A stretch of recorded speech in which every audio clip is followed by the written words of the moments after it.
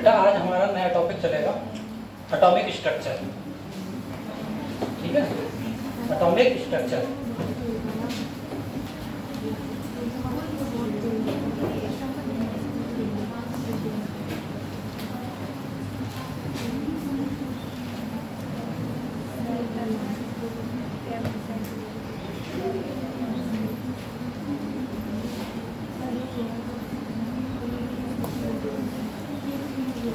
Atomic structure हम सबको पता है कि एटम्स क्या है, तत्व का एक सबसे छोटा तत्व है, कण है एटम्स, और उसमें परमाणु अणु आयन प्रेजेंट होते हैं। तो एटम्स जो है हमारा एक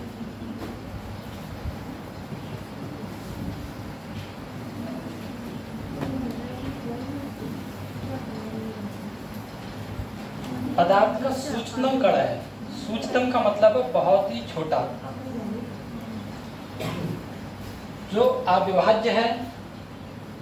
कुछ साइंटिस्ट ने कहा था, ये विभाज्य है। जब इसके स्ट्रक्चर की बात करते हैं तो बेटा जैसे कि मान लो ये हमारा क्या है, एटम है। ठीक है, इसके बीच में क्या है बताओ? न्यूक्लियस, यानी कि इसमें हमारा क्या होता है, प्रोटॉन और न्यूट्रॉन, और इसके चारों ओर इलेक्ट्रॉन्स क्या करते हैं, चक्रण यानी कि स्पिन करते हैं। ठीक है, परमाणु में 3 मुख्य कण होते हैं। हाँ आ जाओ, प्रोटॉन, इलेक्ट्रॉन और न्यूट्रॉन, जिन्हें फंडामेंटल पार्टिकल्स भी कहा जाता है। अब ये जो इलेक्ट्रॉन है बेटा, अपने जो स्पिन है इनकी अपनी कक्षा में, ये जो है इसका, इसे ऑर्बिट कहते हैं बेटा। ऑर्बिट यानी कि कक्षा। ठीक है, एटम्स में जो इलेक्ट्रॉन्स है, नाभिक के चारों ओर चक्कर लगाते क्या ये थक जाएगा? क्यों नहीं थकेगा? कोई बताया? देखो, इसमें ये कंडीशंस होती हैं, जब इलेक्ट्रॉन अपनी कक्षा में होगा, सेल्फ ऑर्बिट, मतलब स्वयं की कक्षा में चक्कर लगाएगा, तो वह स्टेबल होगा।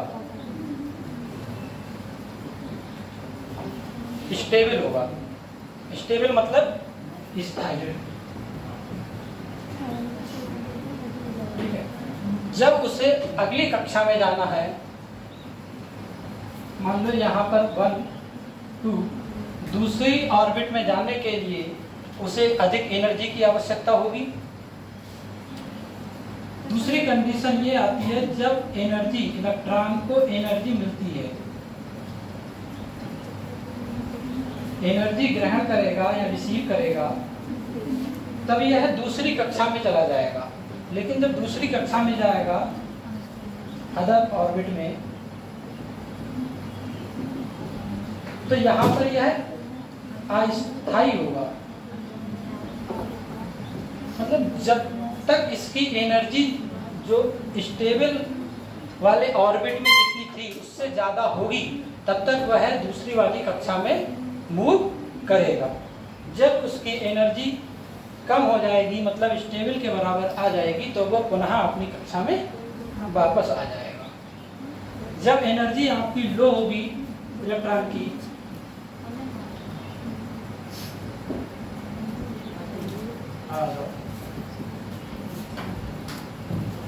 तो इलेक्ट्रॉन नीचे वाली कक्षा में चला जाएगा। कहने का मतलब ये है कि कोई से भी परमाणु, किसी भी तत्व का कैसा भी परमाणु हो, तो जब वह अपनी कक्षा में अपनी ऑर्बिट में है तो वह स्टेबल है, उसे कोई नहीं हटा सकता। जब उसे दूसरी कक्षा में जाना होगा अर्थात उसे एक्स्ट्रा एनर्जी की आवश्यकता होगी। एक्स्ट्रा एनर्जी जब वो ग्रहण कर लेगा तब वह दूसरी कक्षा में रहेगा, लेकिन वो अस्थायी रूप में रहेगा, अनस्टेबल रूप में रहेगा। जब उसकी एनर्जी लॉस हो जाएगी तब वह पुनः अपनी कक्षा में आ जाएगा। ऐसे समझो कि अगर कोई 7th क्लास का स्टूडेंट 8th या 9th क्लास में चला जाता है पढ़ने के लिए, सपोज करो पीछे से, ठीक है।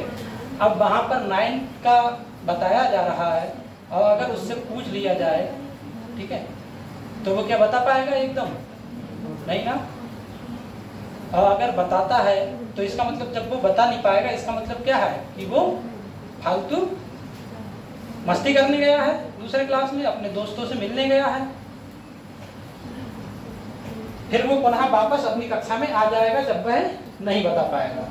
ठीक, ये एनर्जी के जो एनर्जी है इलेक्ट्रॉन की इस तरीके से। अब सपोज करें कि यहाँ पर एक हमारा ऑर्बिट और है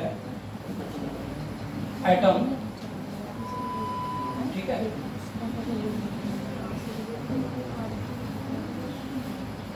वीडियो चालू तो करी नहीं थी, क्यों? है चालू क्योंकि उन्होंने मुझसे कह दिया था, लेकिन मैंने ध्यान नहीं किया। जब इलेक्ट्रॉन जो है एक ऑर्बिट से दूसरे और घूमते घूमते अगर दूसरे ऑर्बिट में चला जाता है, मतलब दूसरे इलेक्ट्रॉन में चला जाता है, तो इस क्रिया को बोलते हैं न्यूक्लियर रिएक्शन। न्यूक्लियर रिएक्शन मतलब एक इलेक्ट्रॉन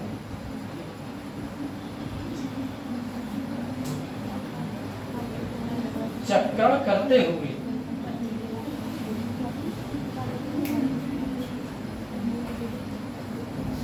दूसरे परमाणु में चला जाता है।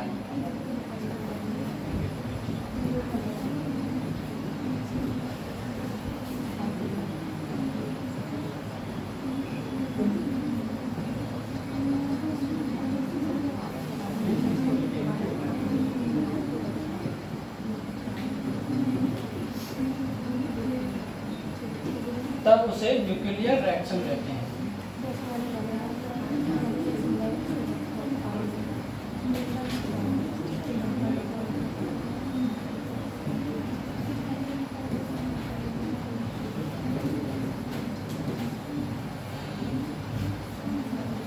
इसमें जो परमाणु है हमारा,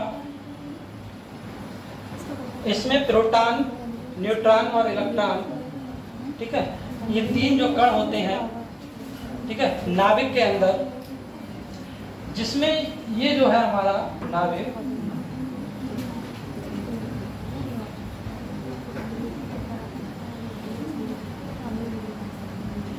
न्यूक्लियस, इसमें प्रोटॉन धनात्मक होता है, न्यूट्रॉन उदासीन होता है और इलेक्ट्रॉन ऋणात्मक होता है, मतलब नेगेटिव होता है।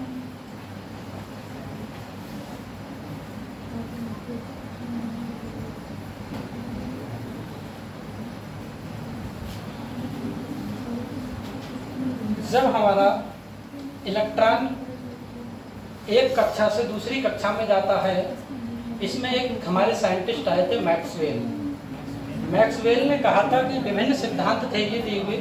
उन्होंने कहा था कि एनर्जी जो है, इलेक्ट्रॉन में कुछ एनर्जी अपनी कक्षा में रहता है, अपनी कक्षा में जब वो चक्कर काटता है, जैसे कि यहाँ पर आपका न्यूट्रॉन, प्रोटॉन,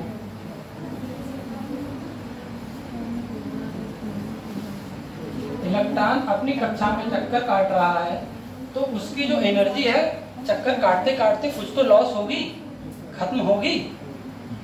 जब वह खत्म होगी तो वो पुनः अपनी अवस्था में आ जाएगा, दूसरी नीचे गिर जाएगा। अगर मान लो ये दूसरी ऑर्बिट का इलेक्ट्रॉन चक्कर काट रहा है, तो उसके बाद में इसकी एनर्जी कुछ तो लॉस होगी तो ये नीचे आ जाएगा। उसने ये क्या तर्क दिया था रदरफोर्ड के परमाणु मॉडल पे। लेकिन इसी के साथ में फिर जो नील बोर हैं एक साइंटिस्ट, उन्होंने भी परमाणु मॉडल दिया था। एक्सप्लेन हम क्रम से करेंगे, ठीक है। अभी हम वैसे ओवरव्यू बता रहे हैं। उन्होंने कहा था कि प्रत्येक कक्षा का अपना एक इलेक्ट्रॉन होता है और इलेक्ट्रॉनों की संख्या होती है, और प्रत्येक ऑर्बिट को उन्होंने एक सिंबल दिया था, जैसे KLMN, ठीक है, ऑर्बिट की संख्या को, और इलेक्ट्रॉनों को दर्शाने के लिए जैसे नंबर से 1 2 3 4। इलेक्ट्रॉनों की संख्या ज्ञात करने के लिए इन्होंने एक रूल्स दिया था, मतलब नियम, फार्मूला, सूत्र। इलेक्ट्रॉनों की संख्या नंबर्स ऑफ इलेक्ट्रॉन 2n²। किसी भी ऑर्बिट में कितने इलेक्ट्रॉन्स हैं उनकी संख्या को ज्ञात करने के लिए नील्स बोर ने ये फार्मूला दिया था। सपोज करो कि प्रथम यानी कि फर्स्ट ऑर्बिट के लिए n बराबर 1 अगर हम रखते हैं तो हमारा 2n² के अकॉर्डिंग 2 1 का स्क्वायर यानी कि, तो जो फर्स्ट ऑर्बिट होगा उसमें इलेक्ट्रॉनों की संख्या कितनी आएगी बेटा? 2। इसी प्रकार अगर हम दूसरे ऑर्बिट की बात करें तो 2n²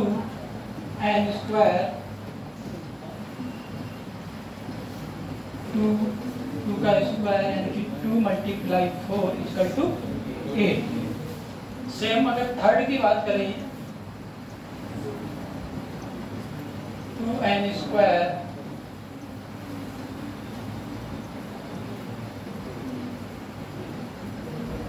18। इस तरह से उन्होंने प्रत्येक ऑर्बिट के इलेक्ट्रॉनों की संख्या को बताया था।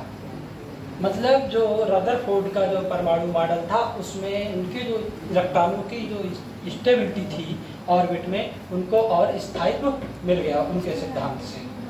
ठीक है, और करेंगे तो 32 आ जाएगा। इस तरीके से आगे बढ़ते जाएंगे और इलेक्ट्रॉनों की संख्या ज्ञात करते रहेंगे।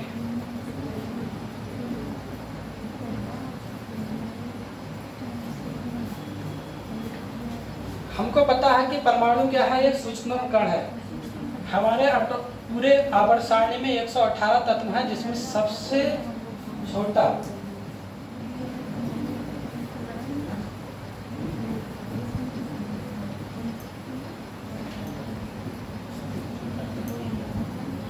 परमाणु हाइड्रोजन का है, स्मॉलेस्ट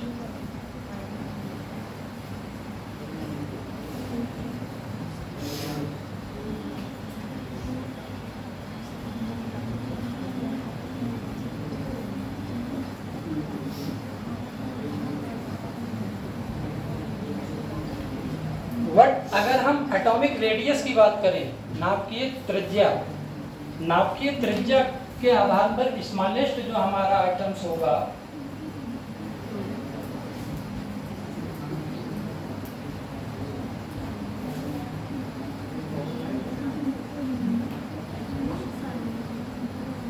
न्यूक्लियर रेडियस के आधार पर स्मॉलेस्ट एटम हमारा बेटा हीलियम होता है, और सबसे बिगेस्ट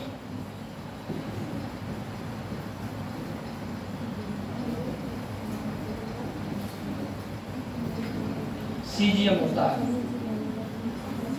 वो इसलिए क्योंकि हाइड्रोजन का जो त्रिज्या होती है वो होती है 50 पिकोमीटर,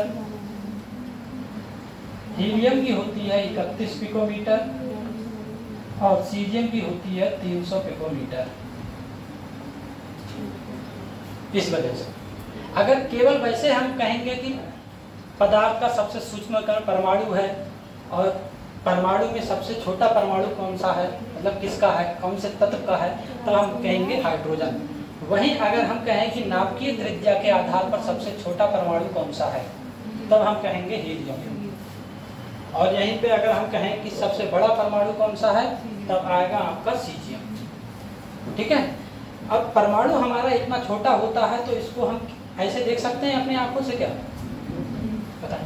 तो इसको हम देखते हैं STM, मतलब स्कैनिंग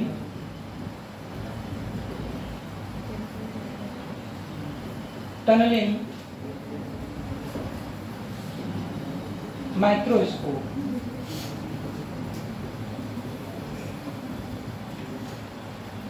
स्कैनिंग टनलिंग माइक्रोस्कोप के माध्यम से हम परमाणु के स्ट्रक्चर को सही से देख सकते हैं कि उसमें क्या क्या है क्या नहीं है।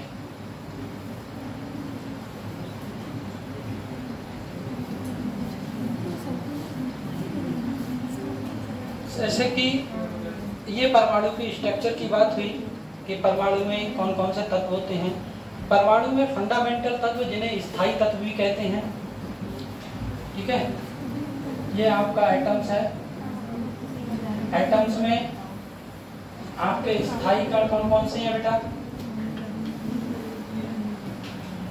स्थायी कण यानी कि stable particle,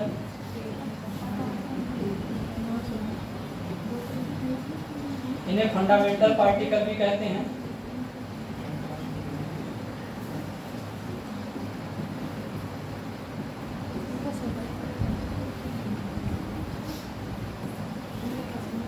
electron, number 2 number proton और neutron.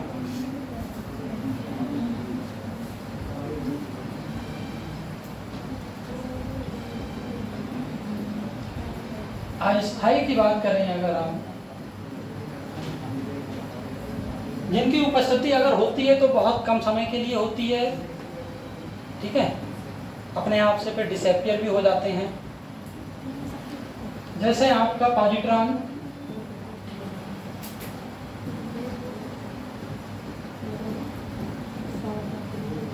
Mason, positron, meson, neutrino, antiproton, anti neutron,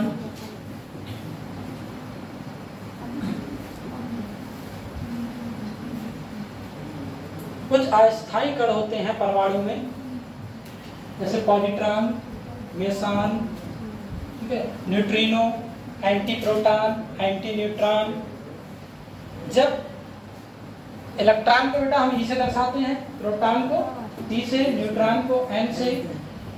जब हम नाभिकीय रिएक्शन या केमिकल रिएक्शन करते हैं उसमें इलेक्ट्रॉन को दर्शाते हैं हम -1e0, इसे 1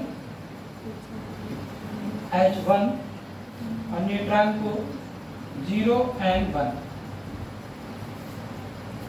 ठीक है। जब हम रिएक्शन करते हैं उसमें अगर इलेक्ट्रॉन को शो करेंगे तो -e0, ठीक है, 1H1 प्रोटॉन को और 0 and 1 जो न्यूट्रॉन को रिप्रेजेंट करते हैं। पॉजिट्रॉन को +1e0 से, मेसान को पाई प्लस, पाई माइनस और पाई 0 से, न्यूट्रिनो को न्यू से,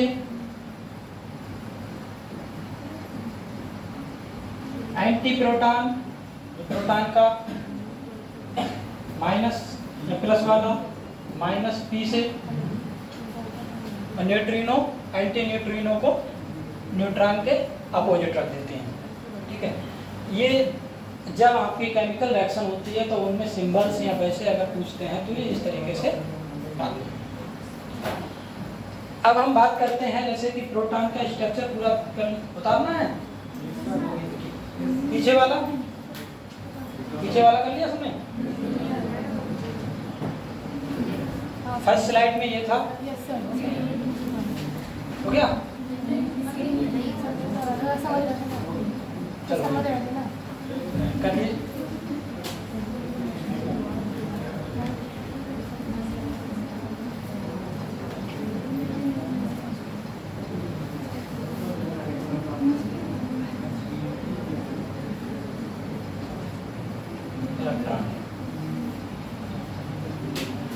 ठीक है,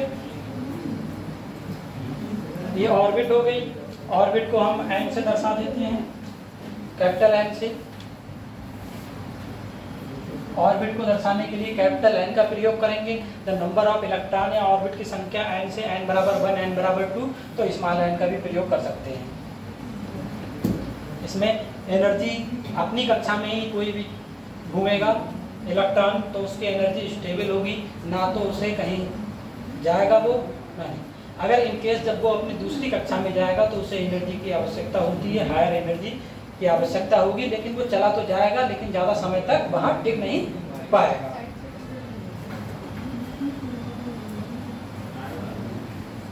हो गया?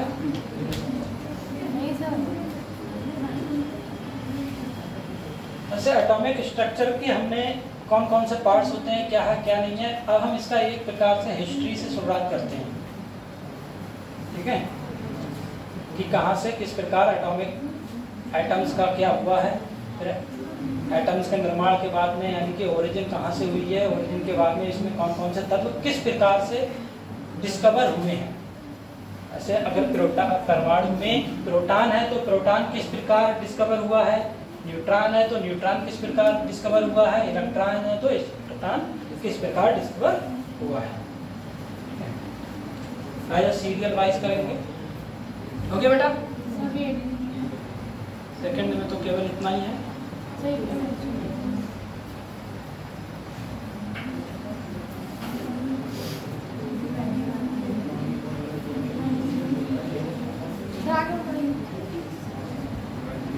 इसमें ऑर्बिट की संख्या ज्ञात करने के लिए, ठीक है, अगर थर्ड होगा तो थर्ड, मान लो ये थर्ड हो गया, इसे के एल एम, फोर्थ होगा तो उसे एन, ऑर्बिट कक्षा की संख्या को दर्शाने के लिए। ठीक है, ये आपका फार्मूला हो गया इलेक्ट्रॉनों की संख्या ज्ञात करने का, 2n²। इसके बेस पे आपके सवाल भी आएंगे, न्यूमेरिकल्स, आंतरिक प्रश्न।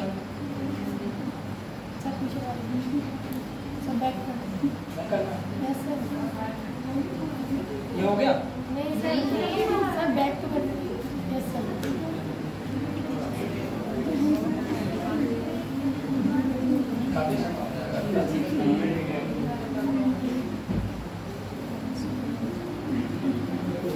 चलो बात में कर लेना, आगे देखते हैं।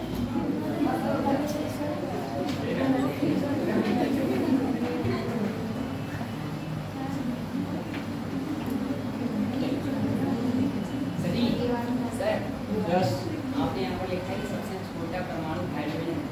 हाँ, तो वहाँ पे लिखा है H2, तो ये तो अणु हो गया। हाँ, अणु हो गया है। यहाँ पर हाइड्रोजन को, जैसे हाइड्रोजन को हम ऐसे लिख देते हैं तो हमने केवल बोला भी तो है ना, केवल दर्शाने के लिए हो गया है। मतलब सही था, केवल H लिख दीजिए अगर कोई नहीं, आप हाइड्रोजन को लिखना, हमें बोलेंगे तो हम हाइड्रोजन बोलेंगे। ठीक है, सबसे छोटा परमाणु क्या है, हमारा हाइड्रोजन है। ठीक है, अगर एटॉमिक रेडियस के बेस पर अगर हम कहेंगे तो सबसे छोटा क्या है हमारा, हीलियम। ठीक है, क्यों हाइड्रोजन क्यों है, इसका जब प्रोटॉन की खोज करेंगे, ठीक है, कि प्रोटॉन किस प्रकार हुआ, उसमें जब आएगा तब पता चल जाएगा।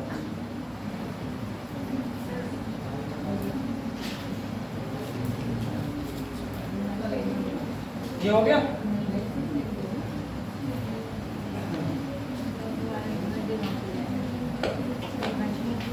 ठीक है,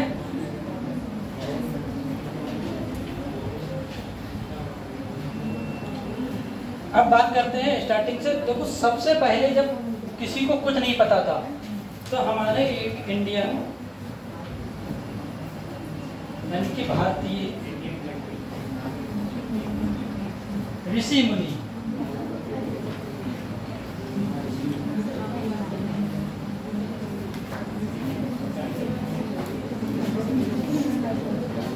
कणा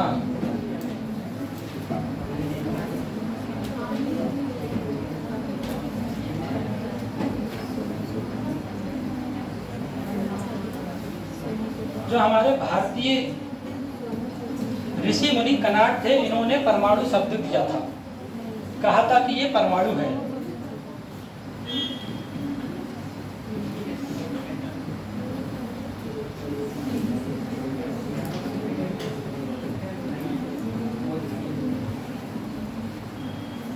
एटम्स का नहीं बताया है, उन्होंने केवल परमाणु कहा है। एटम तो बाद में आया। भारतीय है तो हिंदी भाषी, तो हिंदी के नाम से परमाणु शब्द दे दिया। लेकिन क्या हुआ कि परमाणु तो शब्द बता दिया, लेकिन इसके बाद में उन्होंने ये एक्सप्लेन नहीं कर पाए। जैसे कि हमें मालूम है कि परमाणु क्या है, एक सूक्ष्मतम कण है, इसमें इलेक्ट्रॉन भी है, प्रोटॉन भी है, न्यूट्रॉन भी है, ये इस तरीके से एक्सप्लेन नहीं कर पाए। ठीक, तो इसके बाद में जो हमारे एक साइंटिस्ट है जॉन डाल्टन,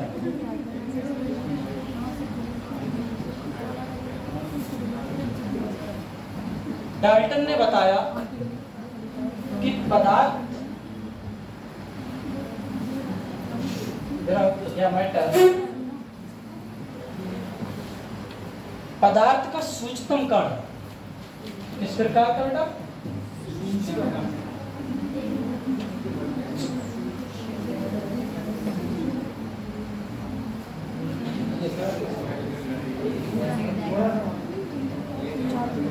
थोड़ा नहीं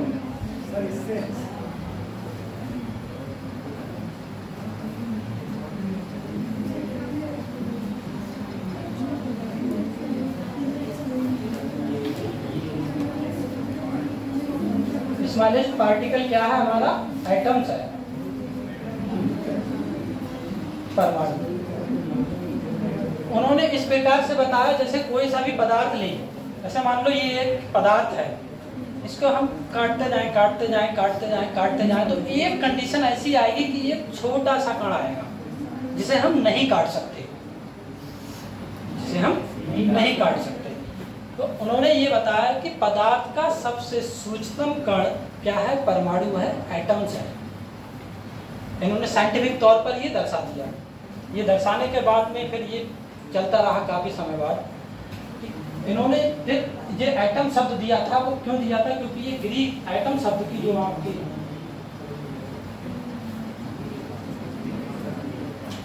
एटम्स जो है वो ग्रीक वर्ड है।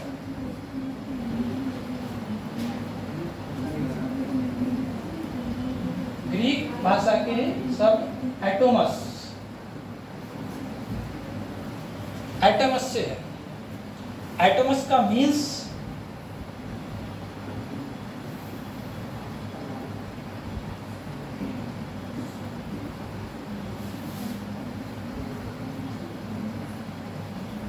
अनकटेबल, मतलब ना कटने वाला।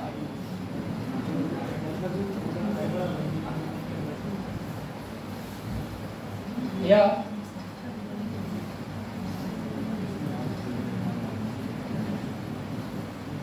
अनडिविजिबल, अविभाज्य।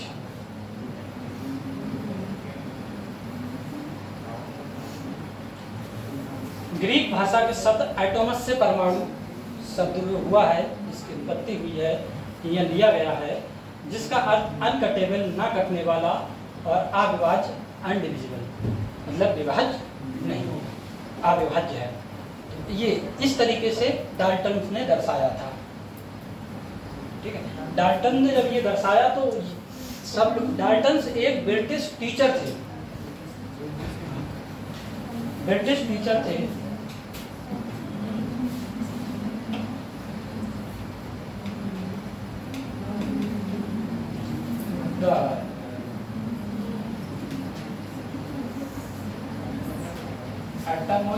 Atomic theory of matter was first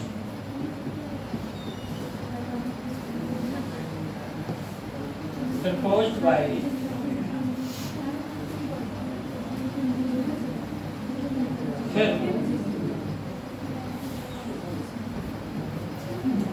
scientific basis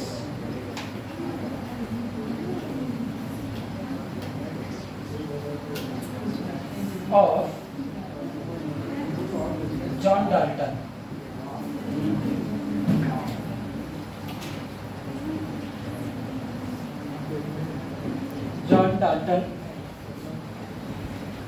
John Dalton ने एटॉमिक थ्योरी की सबसे पहली थ्योरी दी थी।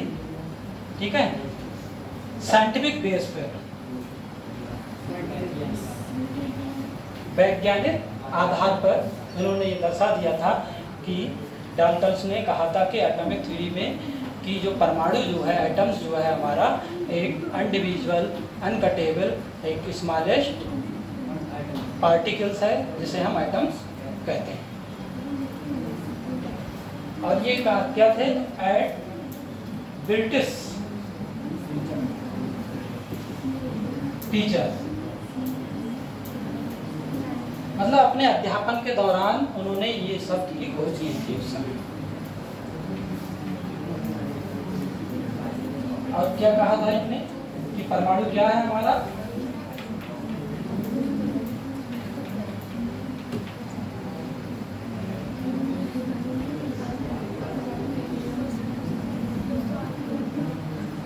एटम्स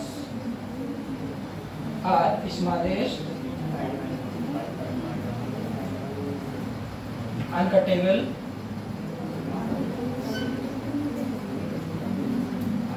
and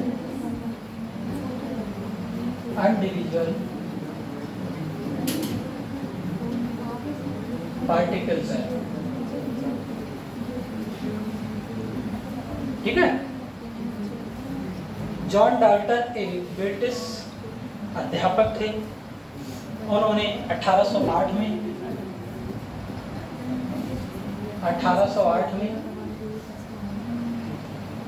अपने ये डाल्टन्स एटॉमिक थ्योरी दी थी, जिसमें उन्होंने कहा था कि परमाणु एक पदार्थ का सबसे स्मॉलेस्ट अनकटेबल अनडिविजिबल पार्टिकल्स है।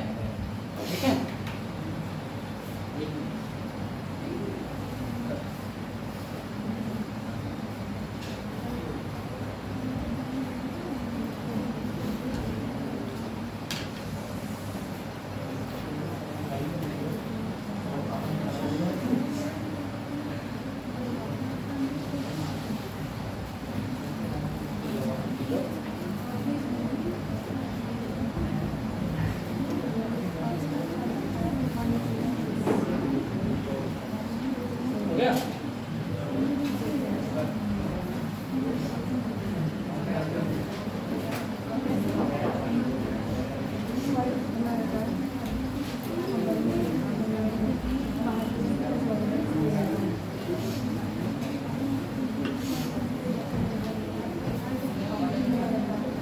देखो बेटा, बात करते हैं हम डाल्टन्स एटॉमिक थ्योरी।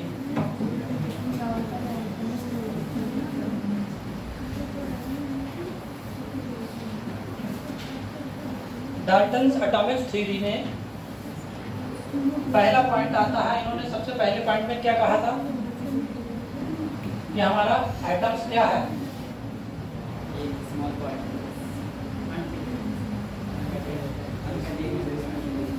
एटम्स जो है हमारा स्मॉलेस्ट पार्टिकल है। दूसरे नंबर पे इन्होंने कहा था कि एटम्स जो है, ठीक है, किसी भी तत्व का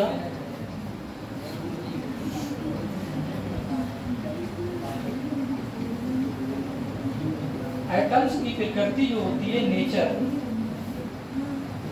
नेचर ऑफ एटम्स जो होता है समान होता है।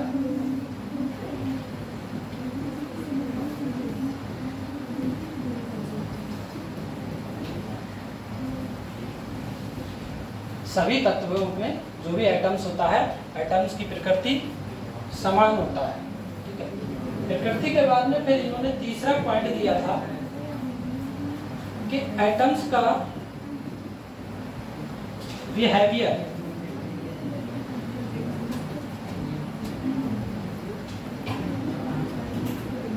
बिहेवियर भी क्या है? समान है, सेम है।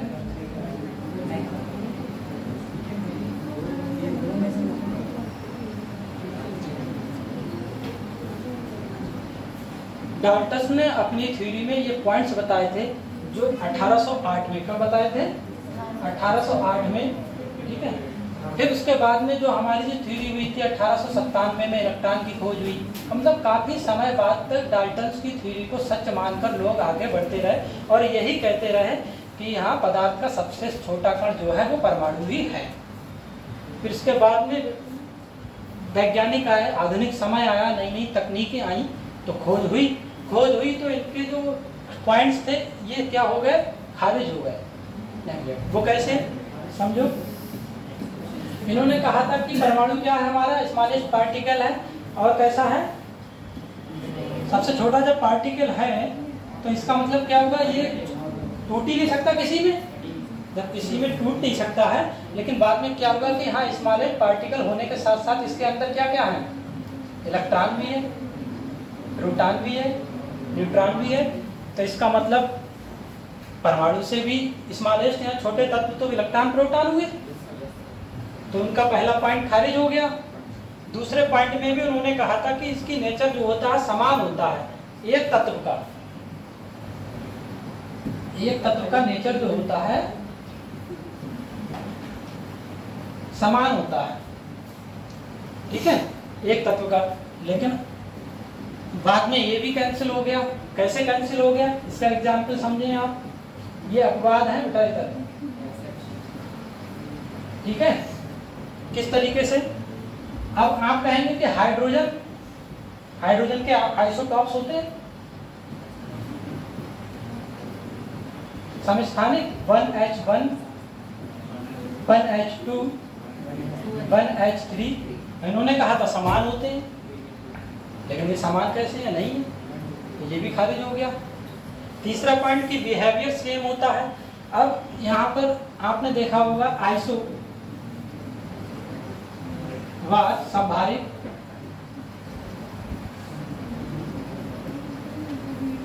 विभिन्न तत्वों के जिनके परमाणु भार समान होते हैं उन्हें संभारिक बोलते हैं। सब न्यूट्रॉनिक भी होते हैं, आइसो न्यूट्रॉनिक, आइसो इलेक्ट्रॉनिक।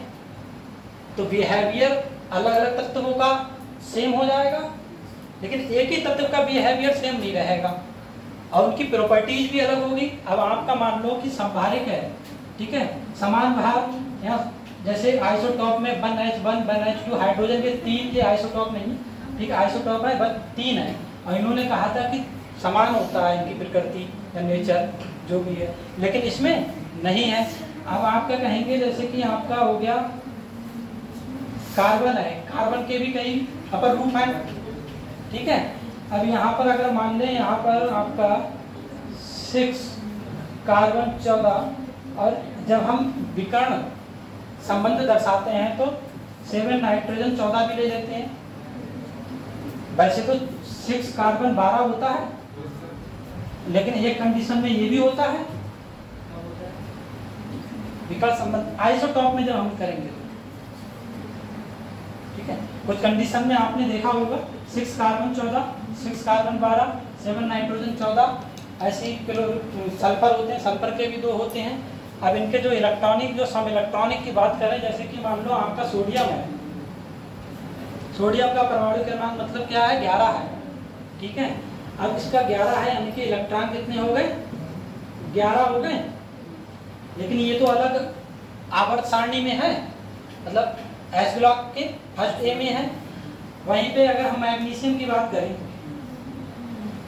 ठीक है, अब अगर इसमें इलेक्ट्रॉन की बात करें कि अगर सोडियम का Na+ लगा देंगे तो 11 - 1 बराबर 10 आएगा, इलेक्ट्रॉनों की संख्या 10, ठीक है, ये अलग तत्व हो गया। मैग्नीशियम में कितने होते हैं, 12 होते हैं, तो इलेक्ट्रॉन भी हमारे कितने हो गए, 12। जब इसमें अगर हम मैग्नीशियम +2 होगा तो इलेक्ट्रॉन कितना आएगा, 10। सोडियम अलग पीरियोडिक टेबल में, मैग्नीशियम अलग है, तो इनका ये भी बिहेवियर दोनों का अलग है, क्योंकि जब बिहेवियर अलग है तभी तो अलग अलग आवर्त सारणी में रखे गए हैं, तो इनका ये भी खारिज हो गया। इसके बाद में खोज होती है कैथोड किरणों की, कैथोड किरणों की। उससे पहले आप ये समझें कि हमारा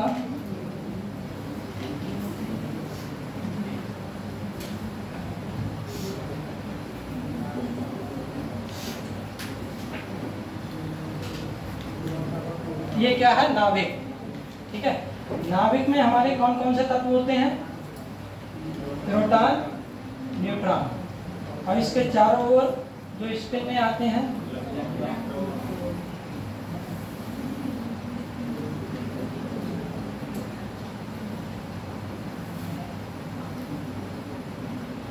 इलेक्ट्रॉन होते हैं। ठीक है,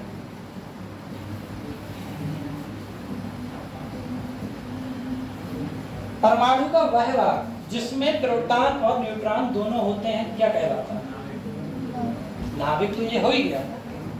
ठीक है, परमाणु प्लस प्रोटॉन और प्लस न्यूट्रॉनों की संख्या किसके बराबर होती है? न्यूक्लियन के बराबर। न्यूक्लियन यानी कि अगर आपका प्रोटॉन प्लस न्यूट्रॉन है तो वो हमारा क्या कहलाएगा? न्यूक्लियन कहलाएगा। ठीक है, क्वेश्चन आता है कि परमाणु के नाभिक में कौन कौन से तत्व उपस्थित होते हैं? ठीक है, प्रोटॉन, न्यूट्रॉन और इलेक्ट्रॉन। अब मान लो 4 ऑप्शन होंगे, एक प्रोटॉन, दूसरा इलेक्ट्रॉन, तीसरा न्यूट्रॉन। ठीक है, और चौथा ऑप्शन अगर आ गया आपका मेसान, जिसे हम दर्शाते हैं मेसान लिखा हुआ आ गया। अगर प्रोटॉन प्लस न्यूट्रॉन, ठीक है, कि न्यूक्लियनों की संख्या को दर्शाते हैं किसके? न्यूक्लियनों की संख्या को किसके द्वारा दर्शाते हैं? और 4 ऑप्शन होंगे, तो कौन सा ऑप्शन सही रहेगा? Proton plus neutron. ठीक है, और केवल वैसे ही अगर पूछ लिया जाए कि प्रोटॉन और न्यूक्लियनों में कौन सा तत्व नहीं होता है, तब क्या आएगा? कौन सा पार्टिकल्स नहीं होता है? इलेक्ट्रॉन। इलेक्ट्रॉन चारों ओर चक्रण करता है। परमाणु का सबसे बाहरी कण कौन सा होता है? इसीलिए इसे बोलते हैं फ्री पार्टिकल्स। इलेक्ट्रॉन्स को हम बेटा कहते हैं फ्री पार्टिकल।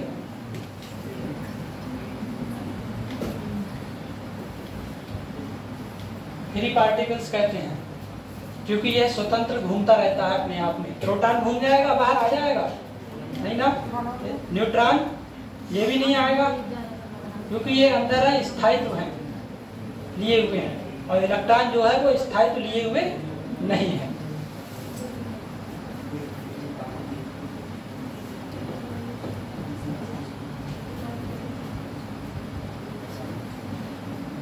अब हमारा नेक्स्ट टॉपिक रहेगा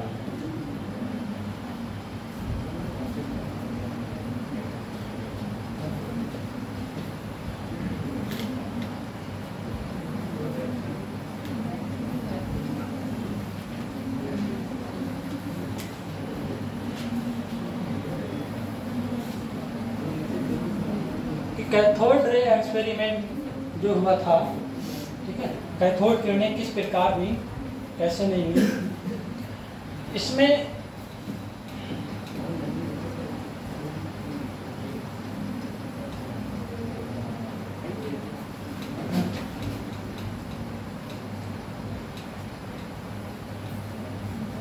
ये है हमारा वैक्यूम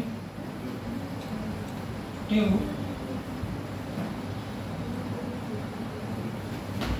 निर्वात पंप।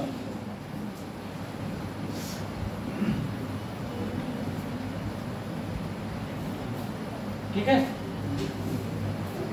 इसे बोलते हैं विसर्जन नलिका।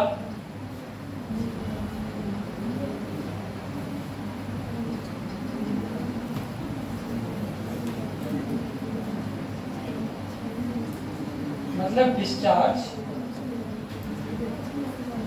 ट्यूब।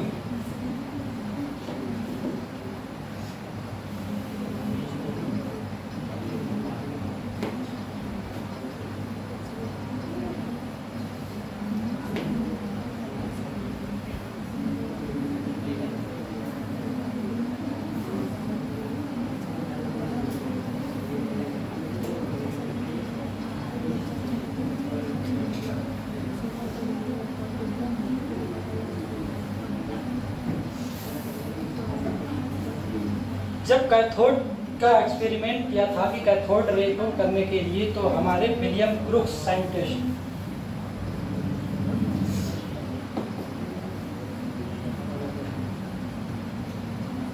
एंड अदर्स में और भी बहुत सारे थे, आपके थॉमसन भी थे, विल्कन्स भी थे, बहुत सारे, ठीक है। तो इन्होंने क्या करा था कि एक डिस्चार्ज ट्यूब ली थी, ठीक है। ये है हमारा कैथोड, इसे बोलते हैं एनोड। यहाँ पर वोल्टेज लगाया था 10,000 का, बहुत हाई, ठीक। इसमें गैस भरी हुई है जिसका दाब रखा गया था बहुत कम। बहुत कम का मतलब यानी कि 10 की पावर -3 mmHg। समान ताप एवं दाब पर हमने बताया था कि हमारा दाब कितना होता है, तब 760 mm होता है। इसके मुकाबले में ये तो बहुत सारा कम है। एनटीपी या एचटीपी पर हमारा जो प्रेशर होता है वो 760 mm होता है, ठीक है। प्रीवियस क्लास में हमने बताया था। उसके आधार पर ये हमारा 10⁻³ mm जो प्रेशर है बहुत कम है गैस का।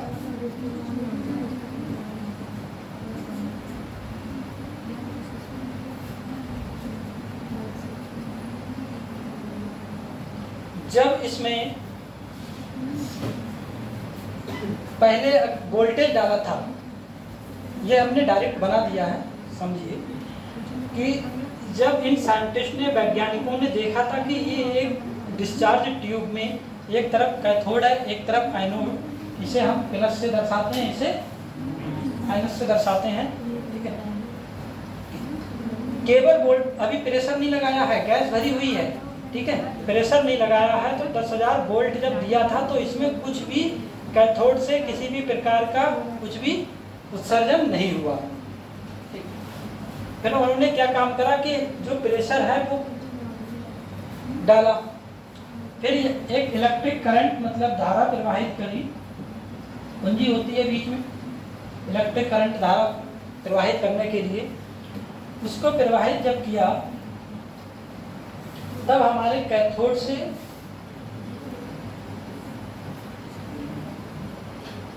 पार्टिकल निकले एनोड की तरफ, ठीक है, एनोड की तरफ। तो इससे एक निष्कर्ष ये निकला कि विसर्जन नलिका जो होती है वो खोखली होती है, ठीक है, हॉलो टाइप की, ठीक। जब 10,000 वोल्टेज, ठीक है, और प्रेशर बहुत कम 10⁻³ mm डाल के जब इलेक्ट्रिक करंट प्रवाहित किया था, तो जो कैथोड से जो कुछ रेज निकली थी, ठीक है, उन्होंने ये नहीं पता था क्या है कि वो एनोड की तरफ जा रही है, एनोड की तरफ जा रही है, उन्हें देखा नहीं। फिर इसके बाद में उन्होंने क्या काम करा कि ये एनोड है, एनोड के साइड में लगा दिया एक जिंक सल्फाइड का, जिसे बोलते हैं प्रतिदीप्त।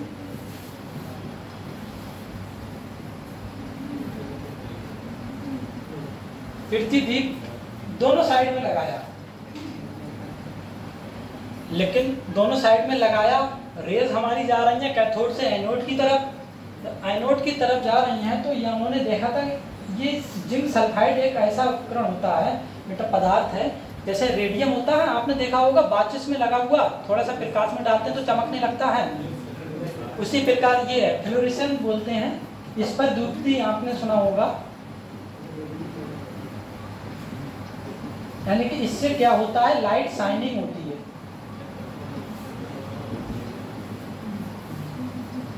जब रेज एनोड की तरफ आई तो ये जिंक सल्फाइड का जो था तो इसमें चमक हो गई, लाइट शाइनिंग, ठीक है, लाइट शाइनिंग हो गई, खोखला है। तो एक पॉइंट हमें पता चला था कि ये क्या है कि इसमें जो है रेज जो जाती है सीधी रेखा में जाती है। कौन सी रेखा? सीधी रेखा में, स्ट्रेट लाइन, स्ट्रेट, ठीक है। फिर इसके बाद में नेक्स्ट स्लाइड नहीं कर रहे हैं, इसी में हम समझा रहे हैं, जल्दी समझ में आ जाएगा। उन्होंने क्या काम किया कि यहाँ पर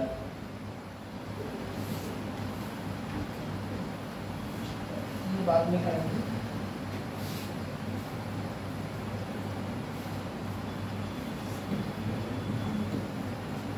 एक वस्तु रख दी यहाँ पे, ठीक है, मान लो यहाँ पर हमने एक वस्तु रख दी कोई सी भी,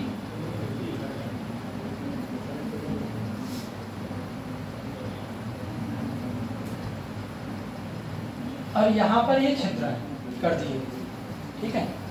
फिर इलेक्ट्रिक करंट मतलब 10,000 वोल्टेज पे और प्रेशर पे जब उन्होंने डाला तो ये जो छिद्र कर दिए थे एनोड में, तो इसके पार जो है इसकी छाया प्राप्त हुई, छाया,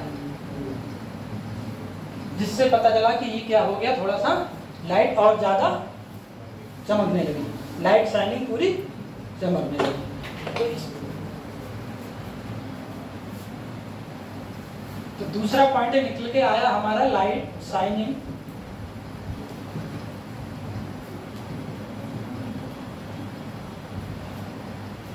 ठीक है, और वस्तु की छाया शैडो।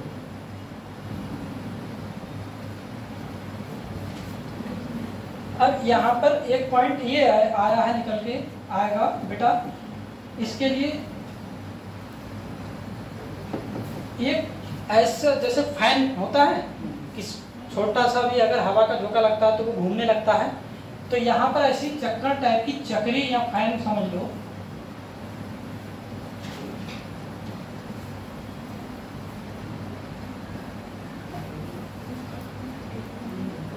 जब ये पार्टिकल्स एनोड की तरफ जा रहे थे तो इनसे टकरा गए, ठीक है। जब ये इनसे टकराए, टकराने के बाद में क्या हुआ, ये तो चलने लगा, चलने के बाद में वो सीधे एनोड की तरफ चले गए, ठीक है। ये टकराने के बाद में सीधे एनोड की तरफ चले गए। तो इससे हमें ये बात पता चलती है कि ये जो क्या है, कण है, और ये कण में क्या है, काइनेटिक एनर्जी है, मतलब ऊर्जा है, तभी तो फैन को चला दिया। तीसरा पॉइंट पता चला कि क्या है, इसमें काइनेटिक एनर्जी है। और ये क्या है, जो ये जो रेज हम बोल रहे हैं वो क्या है, रेज के साथ साथ इनमें किसका मतलब प्रभुत्व है, कणों का, यानी कि ये एक प्रकार से क्या है, पार्टिकल्स है। तभी तो आगे जाके पता चलेगा कि हाँ ये इलेक्ट्रॉन है, इसी के बेस पर कि ये पार्टिकल है। ये पार्टिकल है, कैसा पार्टिकल है, इसको देखने के लिए इन्होंने क्या काम करा था कि इसमें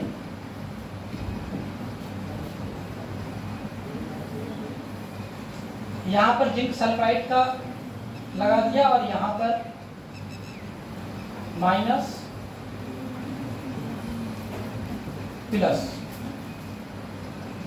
ठीक है, मतलब विद्युत चुंबकीय क्षेत्र, विद्युत, यहाँ पर विद्युत क्षेत्र लगाया, तो जो कैथोड रेज जो है वो इसके साथ साथ इधर जाते जाते यहाँ पर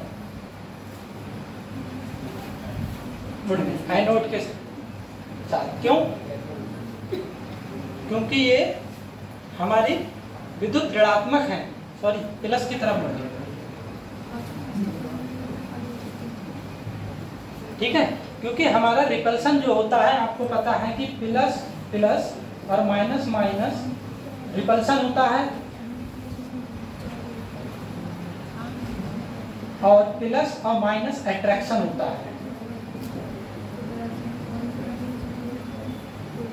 आकर्षण। प्लस माइनस की तरफ आकर्षित होगा, माइनस प्लस की तरफ, और प्लस प्लस है तो वो एक दूसरे को हटाएंगे, रिफ्लेक्ट करेंगे, ठीक है, रिपल्ट करेंगे।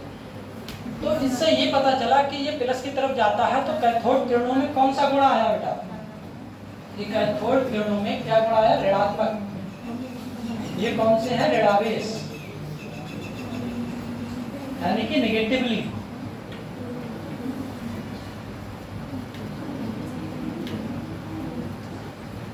कैथोड किरणें क्या है, नेगेटिवली है, तभी तो ये एनोड की तरफ जा रही थी, और एनोड हमारा क्या था, पॉजिटिव चार्ज था उस पे, पॉजिटिव। और जब हमने बीच में विद्युत क्षेत्र लगा दिया था तो इसके बाद में वो उधर मुड़ गई, तो इससे जो है कि उनकी जो किरणों का जो नेचर था वो और उसको स्थायी स्टेबिलिटी मिल गई।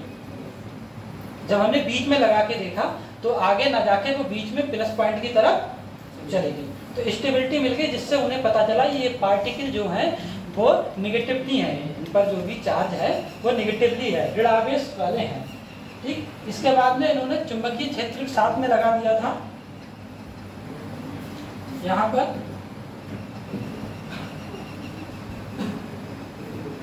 नॉर्थ पोल साउथ पोल चुंबक। तो इससे हमें ये पता चला था कि जो कैथोड रेज हैं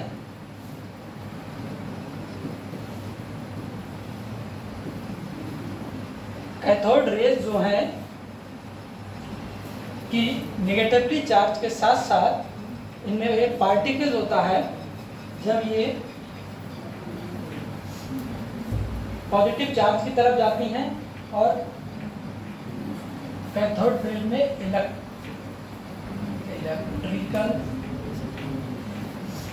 एवं या एंड मैग्नेटिक कैरेक्टर भी है, उसके प्रति ये अपना रिपल्सन या अट्रैक्शन शो करती है। ठीक है, जब हमें ये पार्टिकल्स का पता चला था तो उसी समय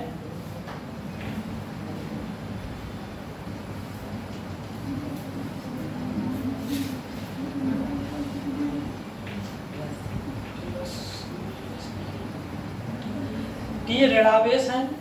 ऋणावेश के बाद में कैथोड रेज में जो है वैद्युत एवं चुंबकीय क्षेत्र पर ऋणावेश के साथ साथ उनमें पार्टिकल्स हैं, और ये जो धारा मतलब जो आपकी जो किरणें जा रही थी कि कैथोड से एनोड की तरफ, तब उनका नाम कैथोड रेज रख दिया था। फिर हमारे जो एक साइंटिस्ट आए थे थॉमसन,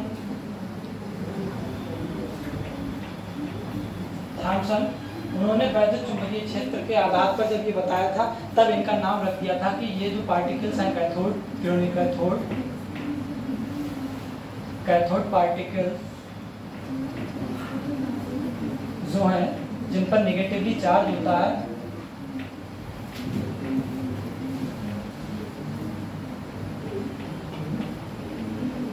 चार्ज होता है, ये वास्तव में क्या है? इलेक्ट्रॉन है। क्या है? इलेक्ट्रॉन है। तो इलेक्ट्रॉन की जो खोज हुई थी वो विसर्जन नलिका डिस्चार्ज ट्यूब में हुई थी।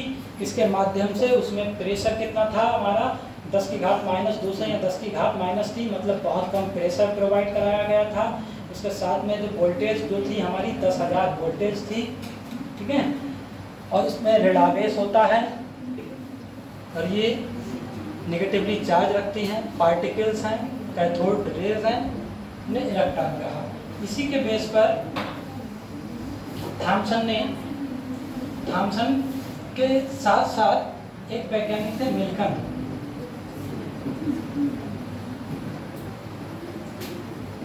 मिल्कन भी इसी के साथ प्रयोग में जब थे तो उन्होंने दर्शाया था इलेक्ट्रॉन का E/m आवेश बटे द्रव्यमान का मास, जो इन्होंने बताया था 1.758 10 की पावर 11 कूलम प्रति किलोग्राम। मिल्कन्स ने अपनी जो थ्योरी थी ऑयल एंड ड्रॉप्स थ्योरी, उसके माध्यम से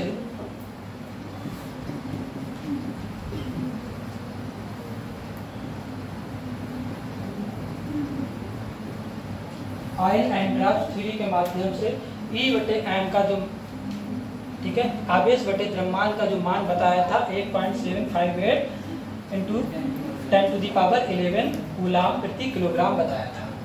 ठीक है, और थॉमसन ने इसी के आगे जब बताया था कि ये ऋणावेश होते हैं तो इनका द्रव्यमान का मान बताया था, इलेक्ट्रॉन का आवेश बताया था, इलेक्ट्रॉन का आवेश माइनस में 1.6 में 10 की पावर -19 कूलम। ठीक है, जब ये दोनों निकल गए फिर क्या होगा कि निकालने की प्रयास किया गया द्रव्यमान का। आवेश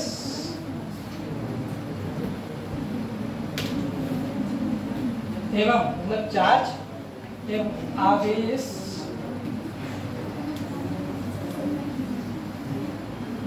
द्रव्यमान अनुपात, आवेश एवं आवेश द्रव्यमान अनुपात के माध्यम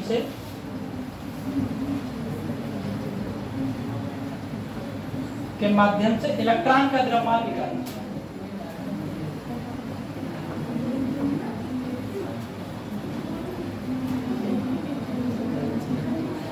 इलेक्ट्रॉन का द्रव्यमान ज्ञात कर दिया। वो कैसे बेटा? देखो E बटे m का मान हमारा कितना था? 1.758 10⁻11 कूलम प्रति किलोग्राम। ठीक है,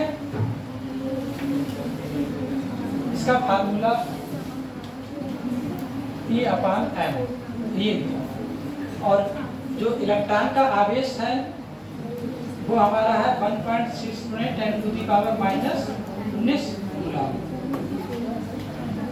इसमें फिर पुट किया 1.6 मल्टीप्लाई 10⁻⁻19 कूलम और 1.758 10⁻11 कूलम प्रति केजी। तब जाके निकल के आया हमारा इलेक्ट्रॉन का द्रव्यमान 9.1 मल्टीप्लाई 10⁻⁻31 किलोग्राम। यही तो होता है बेटा इलेक्ट्रॉन का द्रव्यमान। इलेक्ट्रॉन का द्रव्यमान वैसे डायरेक्टली नहीं निकला था, जब उसका चार्ज निकाला गया था और आवेश बटे द्रव्यमान का अनुपात जब निकल गया था, तब जाकर हमारे इलेक्ट्रॉन के द्रव्यमान का मान निकल के आया था।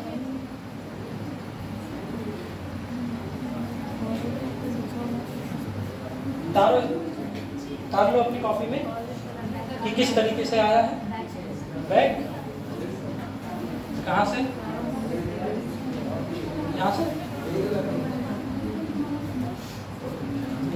वैसे ये जो है ना NCERT की जो बुक्स है आपकी, ठीक है, उसमें जैसे बहुत सारी स्टेपों में हमने स्टेप को एक ही इसमें कर दिया था, अलग अलग है। जैसे फर्स्ट स्टेप में केवल नलिका बता दी थी, धारा प्रभावित हुई, ठीक है, रेज एक एनोड की तरफ आ गई, तो वो कंडीशन का जो डायग्राम है अलग है।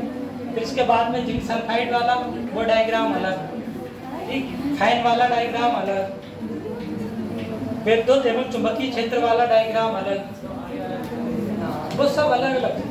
हमने एक ही में बताया कि किस सब डायग्राम जो बने हुए हैं वो बने सिर्फ डिस्चार्ज ट्यूब पर ही है, इसी पे ही है। अगर अलग से होता तो हम आपको बता देते। ऐसे सब पहले इसे कर लो, फिर हम वैसे बता देंगे एक बार।